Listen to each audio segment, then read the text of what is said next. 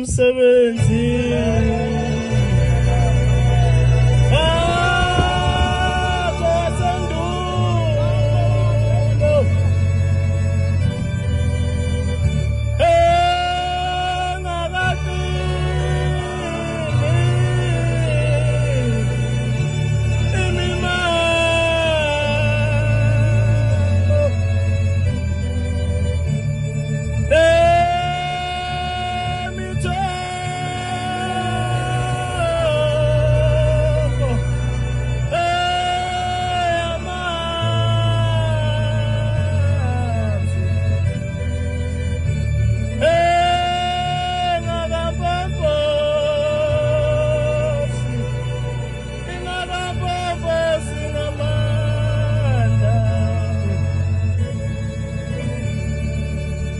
izolo eJudiya khonza iphetho baba mfundisi ungema waseshow umfana kancube ngalezansi emafini tempele kumshumelo baba umjadu nomkhokhelo mama Mthethwa amen.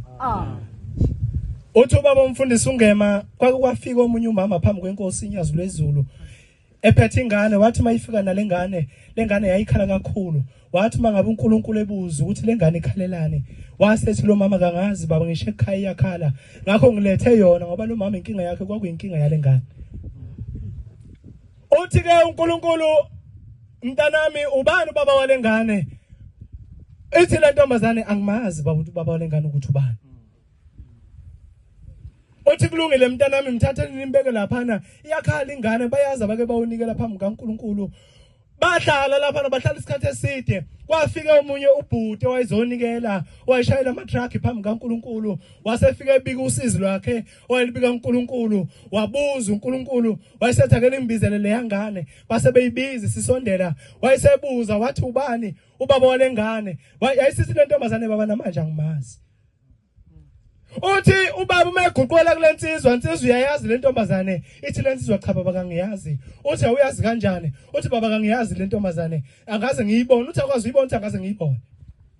Uthi usebenza uthi usebenza ema-truckini ngishayela ama-truck. Uthi awungitshene uma ushayela ama-truck uhamba ubheke ngaphi? Uthi baba mphume ngibheke eMpumalanga. Uthi awungitshene ngelanga lithile kunentombazane yangena e-truckini ehamba idayisa umzimba. Uthi awukaze le ntombazane uyenze lutho.